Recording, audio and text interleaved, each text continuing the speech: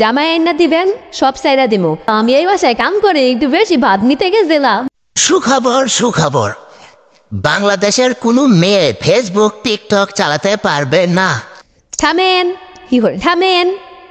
আপনি ডাক্তার ইউনুস স্যারে বলবেন বাংলাদেশে যদি টিকটক ফেসবুক বন্ধ করে দেয় তাহলে কোনো বেটারা বিদেশে থাকতে পারবো না, কারণ জামাই ছাড়া প্রবাসী বউরা টিকটক ফেসবুক চালানো ছাড়া থাকতে পারবো না।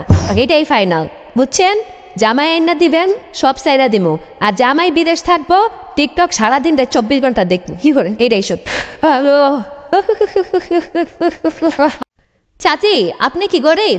আমি কাম করতেছি দেখে কি আমার গরিব ভাবছো? আমি এই বাসার মালিক। ও আচ্ছা, আসলে তাহলে আমারই ভুল হয়েছে।